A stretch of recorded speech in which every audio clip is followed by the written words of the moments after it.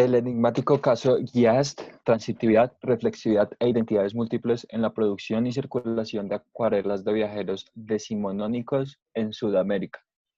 Este es un trabajo presentado por 4 historiadores del arte pertenecientes al Instituto de Altos Estudios Sociales de la Universidad Nacional de San Martín, a la Escuela de Estudios Superiores en Ciencias Sociales de París y al Consejo Nacional de Investigación Científica y Técnica de Argentina. La presentación es a cargo de Juan Diego Silva Sichacá y Johan Emanuel Sebastián Latorrecano, estudiantes de Historia de la Universidad Nacional de Colombia. Creo que la acumulación del conocimiento solo se produce de este modo, por líneas fracturadas más que continuas, mediante indicios fallidos, correcciones, olvidos, descubrimientos, gracias a filtros y esquemas que simultáneamente enceguecen y hacen ver. Esta es la cita con la que abren el estudio y le pertenece a Carlo Ginzburg, el historiador italiano, en donde prácticamente nos comparte cuál es su visión de la construcción de conocimiento, que no es lineal, sino es altamente fracturada y cambiante. Razón por la cual es tan importante esta imagen que tenemos en pantalla, referente al artista francés Giast. Esto que ven es todo lo que se conoce del artista, su firma y una de sus acuarelas donde se representa Latinoamérica. Eh, Alphonse Giast es un artista francés que viaja por Sudamérica en el siglo XIX. Eh, Su obra se vuelve una parte muy importante en los estudios postcoloniales y en la historia cultural y costumbrista de Chile y Argentina. Eh, la, la parte complicada de la historia de Guías viene en 1980, cuando 2 conjuntos de acuarelas hechas en Colombia aparecen como donaciones de coleccionistas. Estas acuarelas conflictúan con la historia o el origen de este Guías y eso hace que los investigadores y los historiadores empiecen a trabajar alrededor de este misterioso autor. Resulta entonces 3 casos de estudio para este artículo. El primer caso de ellos es la primera aparición de Guías en la Universidad de Chile, o más bien en la nación chilena. Su origen se remonta a 1940, donde el coleccionista privado Armando Brown Menéndez adquiere su obra, la obra de Guías, en el anticuario de Robert Heinman en París. Eh, Después, este descubrimiento se acredita y es descubierto por Eugenio Pereira Salas, historiador, en 1962. Cuando Menéndez se da cuenta de el valor histórico y el peso cultural de estas obras, decide donar 3 álbumes de estas acuarelas a la Universidad de Chile. Viajes por Perú y Chile, Alphonse Giast, que es de donde también sabemos únicamente es la única fuente del nombre completo de Giast. Y el tercer álbum, que es el objeto de estudio en este caso, que se denomina Giast o de Santiago a Mendoza. Estas obras hacen que Giast adquiera una identidad histórica y su obra se usa para ilustrar o identificar lo que sería la vida cotidiana en el siglo XIX. El segundo caso es el caso de Joseph Brown. Joseph Brown fue un minero y un banquero londinense que que su obra fue donada a la University College de Londres y a la Royal Geographical Society por uno de sus descendientes. Joseph Brown fue un viajero que documentó y compró y adquirió obras relacionadas a su paso por la República de la Nueva Granada en 1825 y 1840. Después, 12 años después exactamente de la consolidación de Guías, un descendiente de Joseph dona estas obras. Se caracteriza principalmente por sus autores, que son José Manuel Grut y los hermanos José Santiago y José María del Castillo. Entonces, esta postura hace que Sánchez Cabra Efraín plantee un modelo de enseñanza inglesa en la acuarela que se expandió en el mundo a través de los viajeros como un posible origen de esta corriente histórica. Y el tercer caso que contradice toda esta historia es el del Museo Nacional de Colombia con la historiadora Beatriz González, quien también fue curadora del Museo Nacional. Nora Botero dona al Museo Nacional en el 2003 una colección de acuarelas y dibujos pertenecientes a Auguste Le Monde, con la participación de José Manuel Grut. Este evento, este fenómeno hace que Beatriz González plantee una práctica de dibujo plenamente neogranadina, lo suficientemente madura para crear un negocio inédito. Es decir, hay un interés ya en la reproducción y en la circulación de imágenes que Beatriz atribuye directamente como neogranadino, da una ubicación específica, pero pues son estos dos puntos de vista encontrados, junto con el origen de jazz. ¿Qué necesitamos para entender este fenómeno? Es clave saber quién era Robert Heinman. Robert Heinman fue este anticuario de donde se conoce por primera vez a Kiast. Es un experto en iconografía americana, dueño de Casa Brasileira, que es una galería que convierte su cuartel general, por llamarlo así,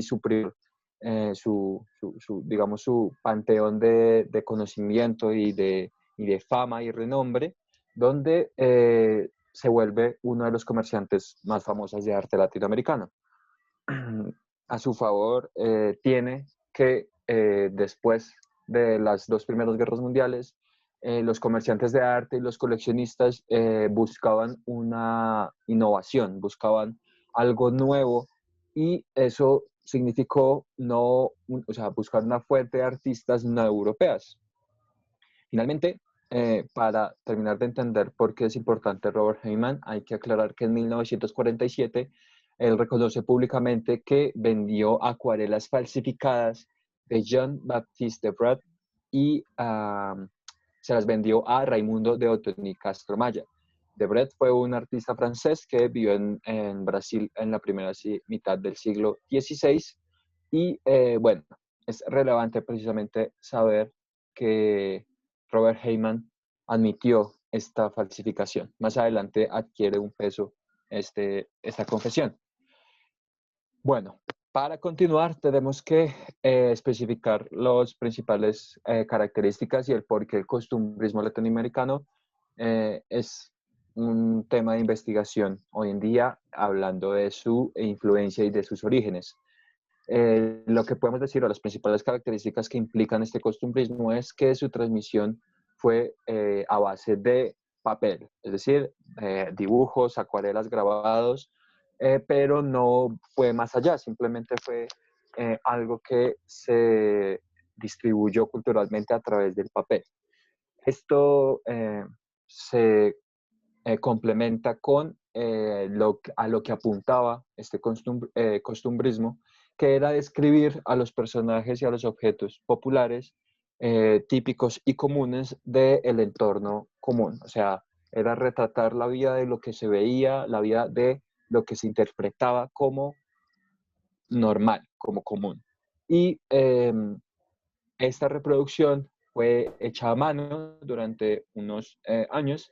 Sin embargo, hay evidencia de reproducción de formatos a mano, nuevamente, pero incluso también en reproducción mecánica a través de mecanismos.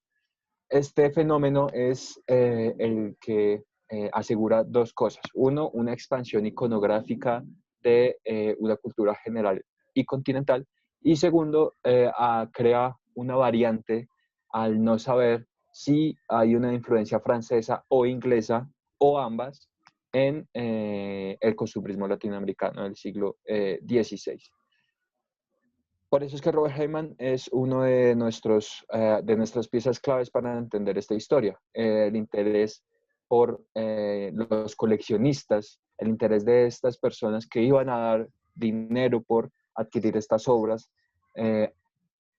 por su supuesto valor histórico y su locación, su exoticidad, hace que Heyman reconozca que esas son las principales características por las cuales los coleccionistas van a adquirir estas piezas, por esa autenticidad. Eh, Como podemos ver en las siguientes pinturas, aparece todas estas características plasmadas, eventos populares, personas comunes y lo que se podría representar como la vida de Latinoamérica. Bueno, ya partiendo del conocimiento del rompecabezas que nos muestran estos autores en su artículo, de los vacíos y de las certezas, acerca de estas obras de costumbrismo latinoamericano, tenemos que adentrarnos a analizar en sí las imágenes. A continuación en pantalla van a ver cierta cantidad de imágenes que se han encontrado en las colecciones anteriormente nombradas por Johan. Como pueden ver, retratan prácticamente las costumbres, la vida cotidiana, los personajes, las indumentarias, en la técnica de acuarela. Son representaciones muy coloridas de lo que se cree se vivía, ¿no? Presuntamente atribuidas, por supuesto, a Giast, porque pues no podemos confirmar su existencia. Estas son algunas de las imágenes.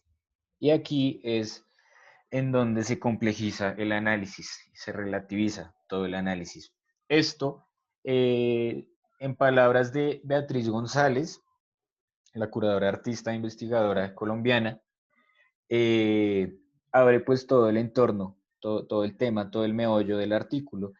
A la izquierda podemos apreciar una obra que se llama Taking Chocolate in Colombia, que es de la colección de Joseph Brown, de un original de Juan Manuel Gross, del colombiano, del neogranadino, perdón. Y a la derecha encontramos una acuarela que se titula De Santiago a Mendoza, que es de las colecciones atribuidas a Alphonse Giest. Prácticamente las dos imágenes son un reflejo, las dos obras son un reflejo. ¿Qué fue lo que identificó Beatriz González? Beatriz González lo que primero identificó, aparte de la similitud, fue la taza de chocolate a la izquierda y la bombilla de mate a la derecha. Entonces, ¿qué indicios nos puede dar esto? Esto es uno de los primeros reflejos. El cuadro en la pared, como la ventana a la derecha, son disposiciones, son puntos focales arbitrarios del autor, son los pequeños detalles que un pintor, un artista decide poner en un cuadro para caracterizar su obra. Al fondo podemos ver varias sillas, una guitarra y un sofá a la izquierda, y a la derecha un escritorio, solo una silla. La disposición de las piernas de los dos personajes es la misma, están cruzados de piernas tomándose pues, sus respectivas bebidas, y la mujer a la derecha prácticamente es la misma indumentaria, las dos están descalzas, las dos tienen un faldón, una pollera azul, están sosteniendo bandejas y lo único que cambia es sus peinados. Pues rarísimo en el análisis encontrar estas similitudes y esto fue lo que abrió todo el análisis. Esta segunda es mucho más clara. Aquí en la izquierda podemos apreciar una acuarela de la serie de Santiago Mendoza atribuida a Alphonse Yast, y a la derecha encontramos la representación, pero de la colección de Joseph Brown. Prácticamente a simple vista es la misma imagen, solo que un poco recortada a la izquierda. Podemos ver tres hombres a la derecha y dos hombres a la izquierda respectivamente, en lo que parece ser un comercio de telas, manipulando las telares, y en esta podemos apreciar las diferencias más marcadas. El hombre de la izquierda está bajando lo que parece ser una tela, una ruana, un telar, y el hombre de la derecha lo único que cambia es el color de su pantalón. Prácticamente la disposición de las dos personas es la misma, no cambia en nada. Entonces encontramos un reflejo importantísimo en este segundo caso que identificó González. El tercero es alrededor del telar, dos hombres con telares. El de la izquierda es de Santiago Mendoza, de esa colección, atribuida a Just, y el de la derecha es Joseph Brown, de la colección de Joseph Brown. Como podemos ver, también hay un punto focal que es la ventana, son detalles arbitrarios que añade el artista. A la derecha, el hombre de la izquierda tiene un sombrero y su telar es azul. Está sentado en un cajoncito del hombre, perdón, el hombre de la izquierda. Y el hombre de la derecha tiene lo que parece ser un gorro y también está con su telar que cambia ya de color. Prácticamente la disposición de los cuerpos es la misma. Cambia su sombrero, su color de piel y el pantalón sigue siendo azul. A la derecha, la disposición del fondo, lo que sería el paisaje, está mucho más clara, tiene mucho más detalle y se pueden apreciar otras dos personas al fondo. Este es el tercer caso que llamó la atención de González y donde encontró similitudes y reflejos que ya tienen unas implicaciones mucho más profundas. Aquí es donde analíticamente y metodológicamente toma relevancia el trabajo de Luis Majuan o Luis Marín. Este intelectual en su obra póstuma Poderes de la Imagen propone dos categorías centrales. Primero que todo, acuña la categoría de reflejos, los reflejos como la creación de verosimilitudes entre dos obras, como lo vimos anteriormente.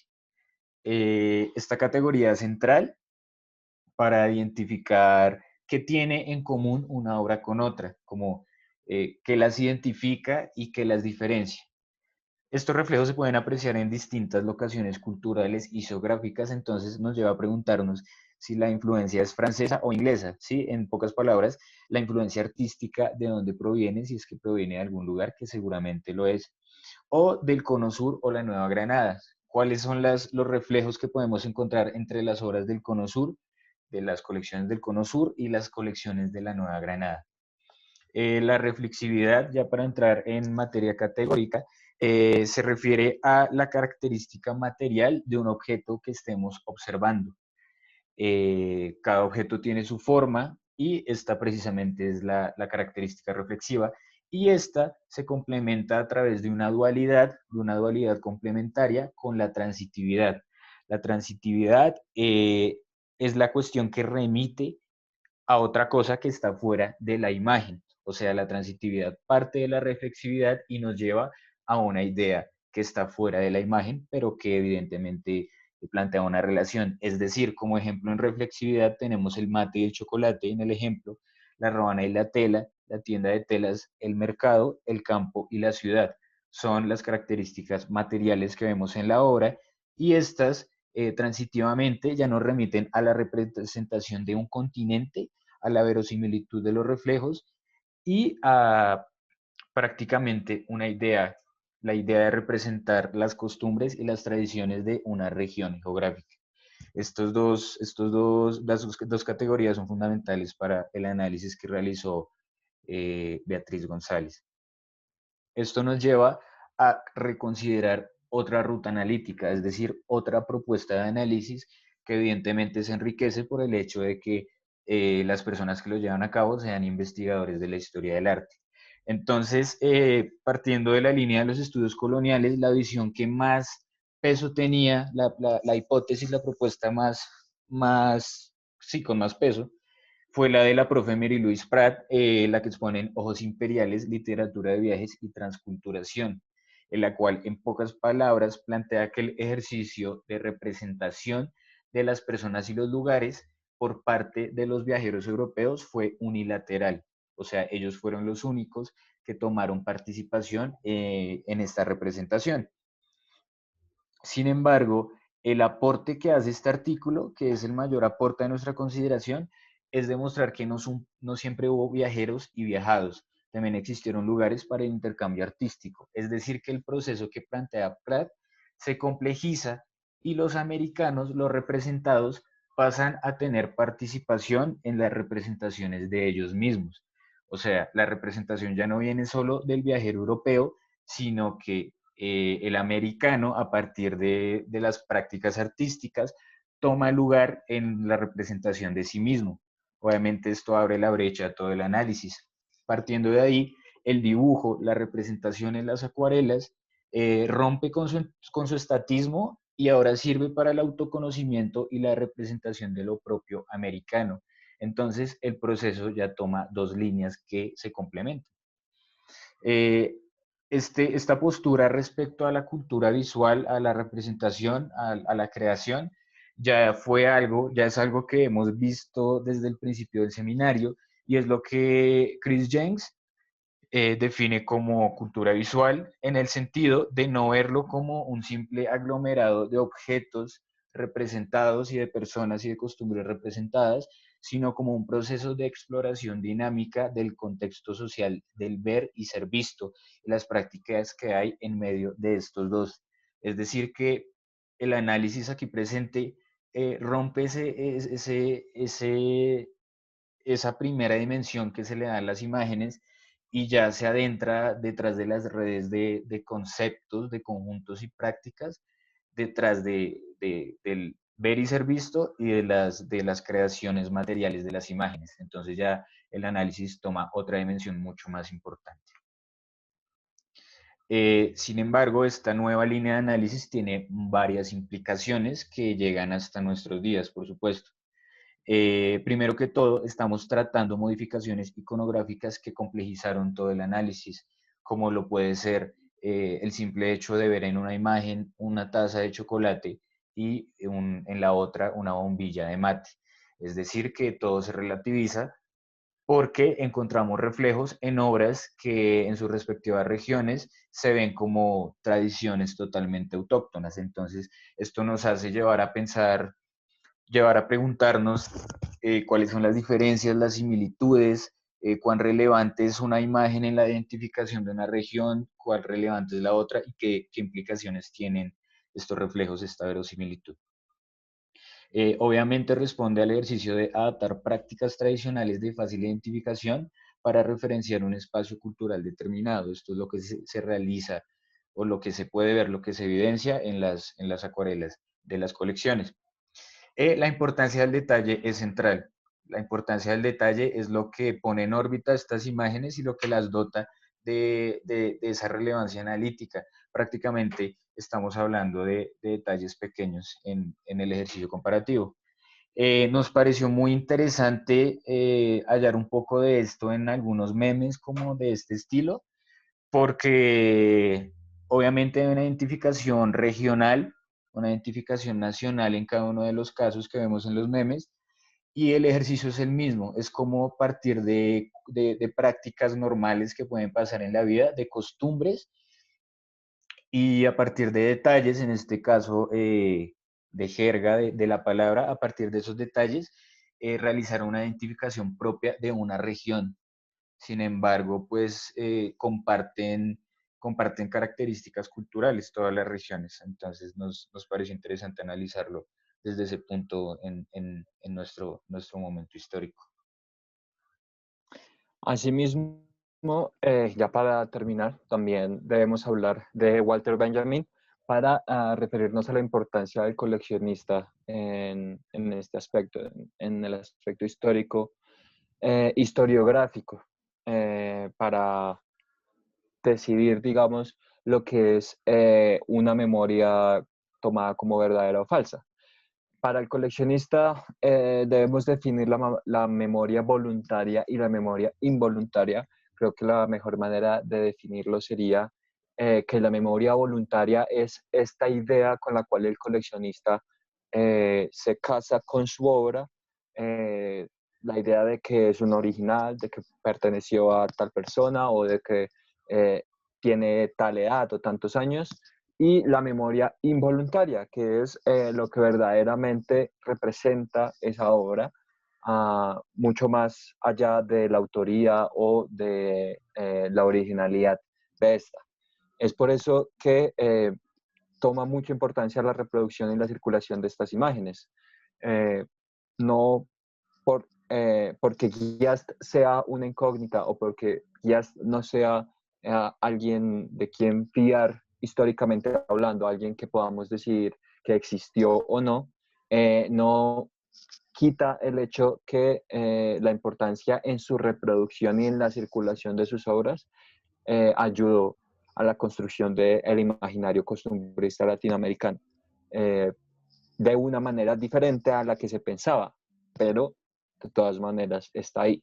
Y también hablar de las condiciones materiales de la creación y existencia, es decir, el hecho en el que se dibujaba o se fabricaban estos grabados o estas acuarelas, les daba una sensación precisamente de importancia de lo que se llama el aura de esta imagen, de decir que esta obra representaba la vida común chilena, el cómo se tomaba mate en Chile o cómo se tomaba chocolate en Colombia. Es esta condición de material que le da también esa importancia y esa existencia tan característica a la colección privada, a esta parte de historia que se necesita reanalizar. Ya a manera de conclusión, para cerrar la exposición, solo nos queda hablar de las ideas generales en las que podemos llegar a unos acuerdos. El primero de ellos, por supuesto, el fantasma de Alphonse Guiast, como un nombre o la simple aparición de una firma en una pintura puede hacer que se construya todo un imaginario alrededor de un artista, que finalmente no sabemos si es cierto o no. Esto hace de nuevo que el valor del autor no sea tan relevante y sí hace que tenga un valor el uso y la reproducción de estas imágenes. Eh, Como ya se mencionaba en la exposición, esto ayuda a una expansión iconográfica a nivel continental. Eso es algo que no se le puede quitar nunca a la obra de Guiast, sea real o no, haya existido o no. Por supuesto, esto es gracias al coleccionista. Sin la idea de este coleccionista, sin las ganas de este coleccionista de tener un pedazo de la historia, de creer en esta autenticidad, de toda esta cuestión, lo más probable es que no hubiéramos sabido nunca de este fenómeno y de esta situación tan peculiar. También hay que decir que esto ya había sucedido. Esto es una forma de difusión de cultura que ya había sucedido en Europa, no es una sorpresa. Y por eso es que, independientemente de decir si hubo un origen inglés o francés o una influencia de estos dos países en el costumbrismo, es completamente seguro que sí viene de Europa. Eh, la repetición de una idea afirma su origen, la historia no lo repite una y otra vez. El hecho de que una idea se repita hace que exista, que esta idea adquiera un valor. Y este valor, una vez es puesto en duda o es desacreditado, no resta ningún valor a la representación cultural de esta obra, sino que pluraliza los orígenes continentales y hace que esta discusión sea algo mucho más que una ubicación o una nación geográfica específica. Eh, Eh, Precisamente también para dejar algunos apuntes para el desarrollo de la discusión, me gustaría resaltar la dimensión política que hay en el fondo del artículo y de los trabajos, por ejemplo, de Beatriz Gutiérrez y de Beatriz González, perdón, y Mary Louise Prat. Entonces, como bien dijo Johan, no se trata de buscar una nación, ubicación o un autor. Historiográficamente siempre nos dejamos llevar por esa idea de que siempre hay que buscar un autor y un punto de enunciación.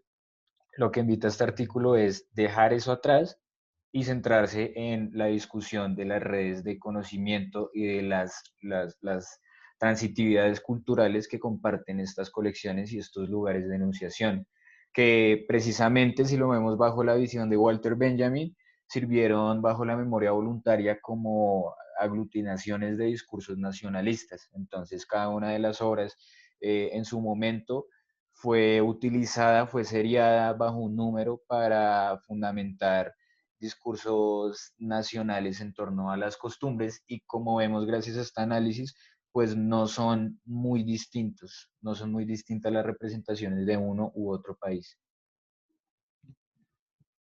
Listo, y para finalizar, las referencias y las fuentes a las cuales hemos sacado esta información.